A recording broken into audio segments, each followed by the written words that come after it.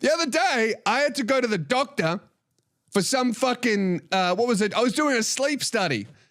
I had to have a sleepover at the hospital. I've got electrodes connected to my body and I've got a thing up my nose and around my mouth and on my heartbeat and the nurse came in and lubed up her hand and gave me a hand job, which I then found out was actually medical malpractice, wasn't part of the procedure. But I enjoyed it, and also I don't want to sue the hospital because I'd have to fill out a form. And I'd glue in my hair and all this shit, and had to sleep in the hospital.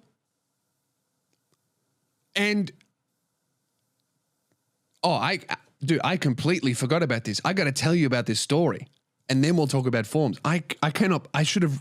This is why if I don't write something down, I will forget it. I'm like Joe Biden, huh? No, not that Joe Biden. Fuck, I love telling a joke that one person listening to this will understand. Anyway, I did a sleep study. I can't believe I forgot about this.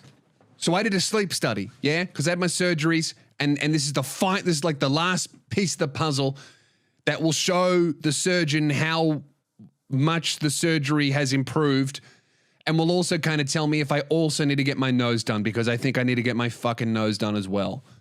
I will never defeat the plastic surgery allegations if I come out of this with a new nose. I need to fix my nose, but I want them to do. You know what I want them to do to my nose? I want them to do I want to do like a resto mod. Is that what that's called? You know where they take like a classic car and they put a new engine in it and seat belts and airbags so that if you crash, the steering column doesn't pierce your rib cage. But you can't tell that they've restored it and made it function better at all, because from the outside, it's like the classic. They don't touch the outside. They just fucking, soup up the inside.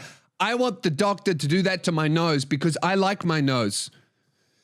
And my nose already changed shape heaps from the jaw surgery somehow. It used to slope down. It was a lot more hooked than it was. Now it's straight. I don't know why. They didn't touch it, but it just moved with the rest of my face. So I like my nose, and I like my nose how it was before, but I think I'm going to have to get an open rhinoplasty. I want them to put it back exactly how they found it. You know, like with a historic building, like a building that used to be a bank, but now it's apartments, but you can't tell from the outside because it looks so fucking old. I want them to do that to my nose. I just want it to work. But anyway, I'm getting sidetracked from my story. I'm doing this sleep study, and a sleep study is you go into the hospital and they hook you up with sensors and electrodes and a thing on your finger and you get a hand job from the nurse. At least I think they were a nurse. Come to think of it, they weren't in nurses' clothing. They're actually dressed more like someone who escaped the psych ward. But anyway, I had a good time, so whatever. And I had to go in, cover myself in electrodes, and oh my God, this is... So how it works is you go into your room, and it's actually a house, right? It's detached from the hospital, and it's a house that they've repurposed and turned into a sleep study center.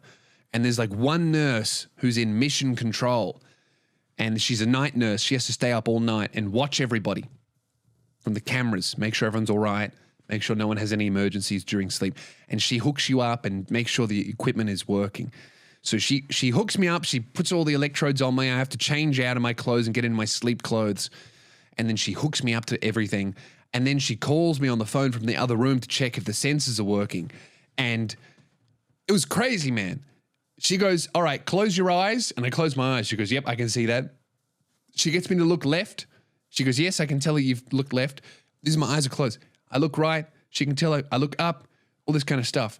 And then she gets me to wiggle my toes, and she can see that on the sensor somehow, move my fingers, do a bunch of breathing, hold my breath. She can tell everything that's going on in my body when it's happening, which is really embarrassing because I'm fairly certain I had a wet dream that night. And I'm hoping to God that does not show up in my records. You know, Lewis's breathing was good. He didn't stop breathing. which is a great improvement from the first sleep study he did where he stopped breathing 47 times an hour. His heart rate was normal. His blood pressure was normal. He busted in his pants. I really hope that doesn't... But if she could tell that I was wiggling my toes, absolutely she could tell that I was ejaculating in my sleep. I was asleep, all right? They were filming me. It's not like there's security camera footage of me jacking off. But anyway, that's not even the part of the story I want to tell you. So the point is, it's a big house, right? And there's like 6 different bedrooms that are just people coming in, sleeping, and then leaving the next day and getting their results later. 10 p.m., right? The nurse hooks me up and then says, all right, try to go to sleep by like midnight so that we get a proper reading. And then she just leaves me alone. And I'm just reading, and then it hits like 11. And I'm like, all right, I'm going to turn all the lights off and go to sleep. But I need a wee. So I go to leave my bedroom, and I open up the door to my bedroom, and I know, because the nurse told me where it was. She said, your bathroom is here. So you just leave the bedroom, turn left, and that's your bathroom. I get up out of bed. I open up the door of my bedroom. I take one step out. I take one step left. And right in front of me is an 80-year-old woman shitting with the door open. Pants down. Tits out. Naked. Fully naked. Shitting with the door open. I take one step out. I look to my left, and I lock eyes with Beryl doing a poo. And she goes, oh. And then I hear her go, and then I am frozen in fear. And I just walk backwards and turn down a random hallway and miraculously find another bathroom. I go into that one and I shut and lock the door, and I cried laughing as quietly as I could. I was just dying with laughter. And then I did a wee, and then I just stayed in that bathroom for 10 minutes to give that old lady time to go back to bed, because I did not want to see that woman again. I don't know what the fuck she was thinking.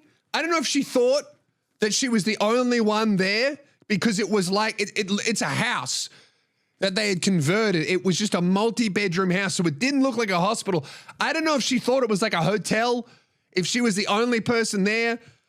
I mean, I noticed straight away that there were bedrooms everywhere, and I was told that it was the sleep study center, so I kind of did the math on I probably shouldn't walk around with my fucking pussy out. This woman, I don't know if she, look, bless her, maybe she thought if she shut the door, she would die in there and nobody would notice. But if there was any time that an 80-year-old woman could safely poo in peace, it would be while she's hooked up to 1 billion electrodes that can detect if she was coming in her sleep. Dude, I didn't know, I was crying, laughing. And then I realized that the fucking nurse could probably see all of this happen because there's cameras everywhere. So the nurse has probably watched all of this happen and is now listening to me with her headphones on, laughing in the bathroom silently, and then listening to Beryl poo in shame. So anyway, after like 10 minutes, I wee, and 10 minutes of laughing with like holding my nose shut, so I didn't make any noise, so I didn't embarrass Beryl any further. I don't know if that's her name. I'm assuming She looked like a Beryl to me.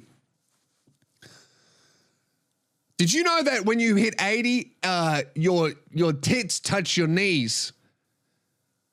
I would assume that. Previously, I did assume that was true, but I didn't know for certain. Now I know. Thanks to Beryl. Pooing with the fucking bathroom door open with her tits out for some reason. Poor woman. Anyway, I go back in and the last thing I want to do is see her as she's coming out of the bathroom or see her again or whatever. And I walk past and I get to my door and she's still in the bathroom, but this time the door was shut, which is just so funny because she was probably waiting for me to come back to my room so that we didn't see each other again. So when I went back into my room, I made sure to shut my door real loud so she knew. And as soon as that happened, fucking 30 seconds later, I hear her bathroom door open and then quietly shut again and then shuffling. I can't believe I forgot to tell you that story. That is so funny. And then I thought, oh, well, at least we don't have to see each other again. Anyway, get up in the morning. They wake us all up at the same time. They fucking made us have breakfast together. Don't do that to Beryl. I just saw her tits and her pussy at night.